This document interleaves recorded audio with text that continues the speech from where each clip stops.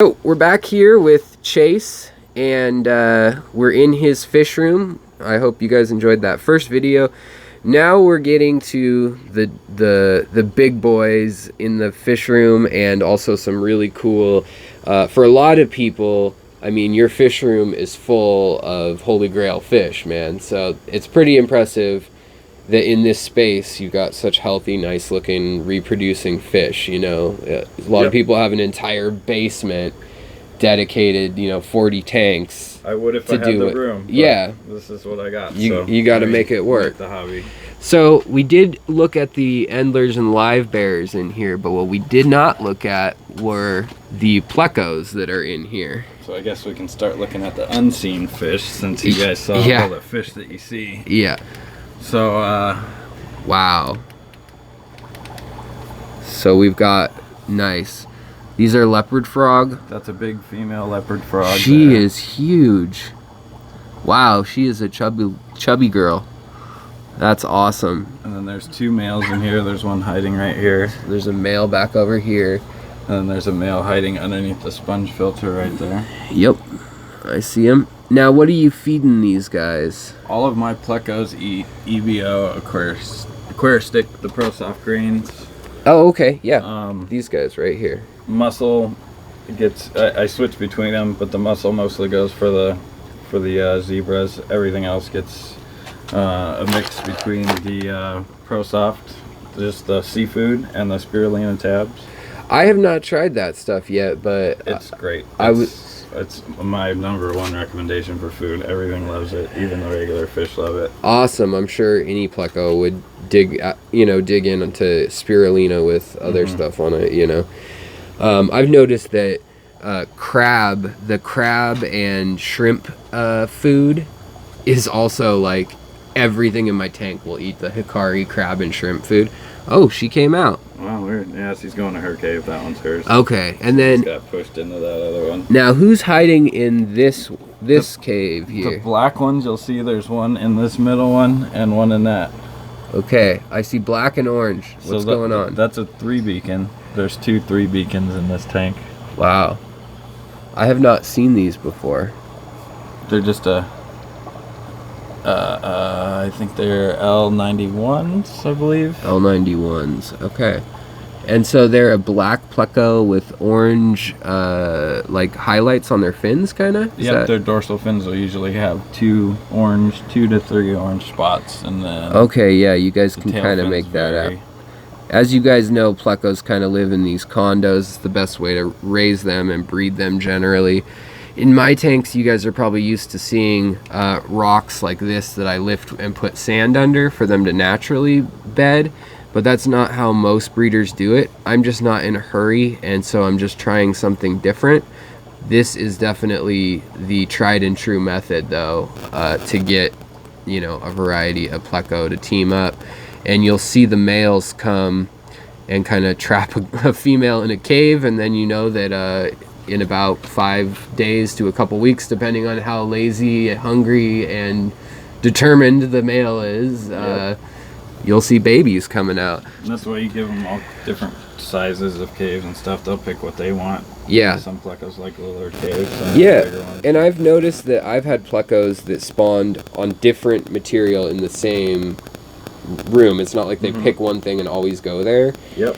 I've had them just decide to spawn like under the corner filter randomly, you know? It's just where they want to go. So you just leave them lots of options, Yeah, options are the key. So that's pretty cool that you've got those. Just wanted to make note that he has the macrostomas, if you missed the first video, which are the beautiful and hard to find Holy Grail of the betta family, the big mouth bulldog, peacock bulldog hybrid of a betta, and male and female separated by the Great Wall. And then what else do we have that we missed in the first go around that likes to hide? We'll go plecos again. Okay. We'll just do all the plecos because that's the only thing you missed. All right, I see. Under the filter black Phantom green? Blue phantoms. Blue phantoms, okay. So L128s. Let's see here. Come on They're back. like the shyest Pleco that I have, actually. Yeah. Oh, yep. I see them now. They are cool fish, though. They're so pretty. Yeah. I like to come into my fish room at night and just see, like, standing at like a 90-degree angle from the front of the tank, and you'll see they kind of venture out once in a while. And then you got caves set up here. Let's see if he's actually in that cave. He's not. So he's hiding somewhere else, probably behind this log or something. I don't know. Oh, there he is. I don't know if you can see him, but there's. Oh yeah, I can see him from the right angle. There we go. Wow. So that's an L007 vampire. L007 vampire. So that's not a snowball then? Nope. Interesting. Cool. And it's got a longer tail. Are there two of them in there or just the one? Just the one. That's the only one I can find at the moment. So, and you're hoping to breed those someday though? Or? Yeah, if I can find another one. Cool. That's very cool fish. And I love this arch that you've kind of constructed in here. You definitely understand how to take, you know, the top water, the bottom water, mid water, and find fish that utilize each. And you can really pack a lot more fish in when you have a planted tank with CO2 and lights. Not even CO2 always, but yeah, you know. CO2. Like I said, my CO2's been off for 2 weeks. Everything's doing fine. And really, like, that allows you to utilize the tank. For me, I always try to have 3 breeding zones for different things, whether that's cory and shrimp, even though those are kind of in the same zone, and then live bearers or killifish at the top, or, you know, whatever it may be. Try to do that. So what do we have in the very bottom tank down here that I missed the first go around? Okay, bottom, this one's got my breeding colony. It's actually got, there's a super red. Super red. I know where that came from. I can tell for sure. Same place as mine. And then in the holes, there's in the caves, you'll see them too. They don't come out, but there's L333s from Dean also. Yeah, and those are kind of like a leopard, or sorry, a zebra pleco in reverse almost. They're confused with zebras a lot, actually, but there's ways to tell. The zebras have a lot more white on them usually. It's and white the with stripe a across their eye. I mean, that's the number one way to tell. Yeah. And then the L333s, as they get older, they turn more yellow than white usually. That's great that there you can see that. There you go. Yeah, I like the dragonstone though. The fact that they're using that as their caves looks so natural. It looks really great, you know. Then that's an Amazon puffer that's coming out. There we go. Now we got another Amazon puffer in the picture. Nice even stripes. I like them. They're like bumblebee puffers. Yep. And then he's still a baby, but. And then here's a young longfin ancistrus L144. These are the same ones I have. Same backstock lineage, I should say, lineage. And they're really, really beautiful. I'm really sad that I lost mine adults, but I do have probably 20 or 30 babies in different tanks. And so hopefully, you know, we get a pair out of those. I should. If I don't, I'm quitting fish keeping.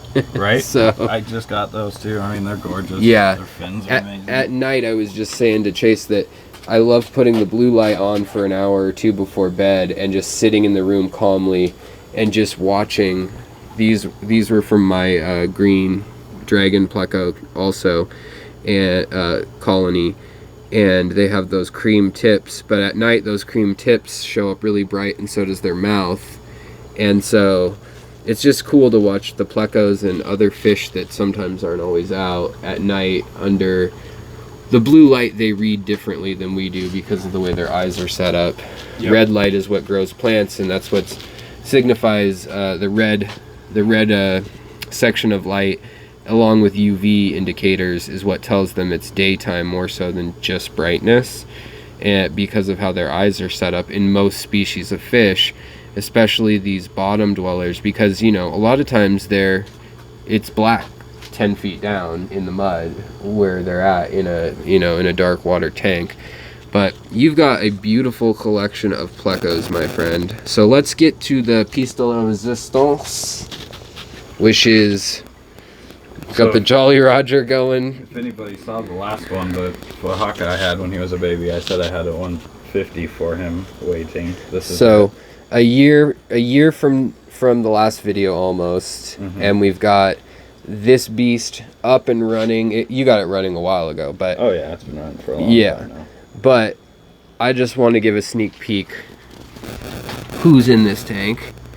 Is that just a rainbow striped log? No. That is a Fahaka puffer, and it looks like we've got. Do you have some silver tip tetras in here, or? Yep, silver tips and some Odessa barbs, embers. A lot of extra endlers and guppies, and just, I mean, this is like a weird view, but if you come down and look, there's probably about 200 babies at the surface. Yeah, wow.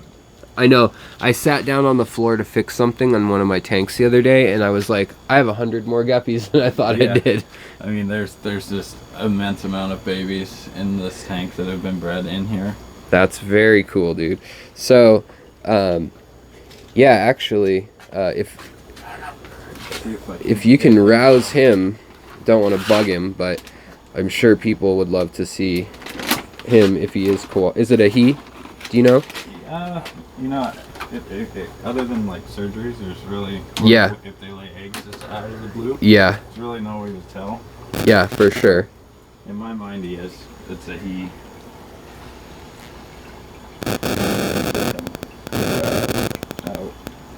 So you said what he's doing there in the sand, though, is he's digging for crayfish type, like food and things instinctually. I added probably 100 ghost shrimp in here last weekend. So he's been on hunt mode since. And have they escaped it, or did he clear them out quickly? He gets a lot of them pretty quick, but. And just to show you guys, algae's not bad. You don't need to always worry about. Oh, there's the buddy. So he's got a little bit smaller eyes for his body size. Now, how old is he? He's probably about a year right now. A year. I like his hairdo. The stones hanging on his head. And those eyes, you can see that they have compounding lenses. And that's very interesting on their pupil. They've got the same eyes like a cat would have as far as the reflectivity. But they actually have it in two different directions if you dissect the eye of a puffer. So they can see over 30 feet outside of a tank, no problem, and know that Chase is home and it's food time. Although sometimes they miss what's right in front of their face, which is kind of funny. But I guess it would be hard. See, he saw that food. It's balancing on him. And now he's going to flip around. Maybe he'll do a detour and notice them again. So are these clams actually clams that have been fed to him then? Yep, that's just old food. So, yeah. Stay in there. They make the water a little harder, you know. Yeah, definitely. We have really soft water here in Seattle, so every little bit helps. Yeah, Seattle water has a TDS of like 28 to 40 depending on where you 20 to 40 depending on where you are. And you have given him plenty of room in this tank. This is an acrylic. I really have started to like acrylics a lot more lately. Yeah, me too. I mean, this is an old tank too. It's all scratched, but you can't really tell from afar. No, I mean, it does a good job. Yeah, and you don't have to worry about it like shattering per se. You know. Exactly. So, and you can see that even though that fish is like almost a foot long or something from, you know. He's way back in the corner hiding. I mean, he has so much room. This is how... So it's 6 by 2 by 2, but it's got a sump built into the back of it, so the middle very nice comes in a little bit. And then you've got the biofilter balls. It goes through bio and then into an FX6. Oh, okay. And you like the FX6? Yeah, I mean, it does great. I mean, that whole thing, it runs through all those bio balls first and then goes down through the FX6. And awesome. He's got his own UV filter and everything. And does that keep bacteria down too? Yeah, and it keeps algae blooms out of the water. I mean, yeah, it's mostly for algae. It does help. With all the food you feed him, that can happen. You can see the fish rush in here to get whatever he missed. Yep. And so that's the whole point of all the little fish with him. Yeah, definitely. And does he ever nip at the little fish, or are they kind of out of sight, out of mind, not his size? No, he'll eat them once in a while. I mean, everything in here is expendable. You gotta know that with the Fahaka. Yeah.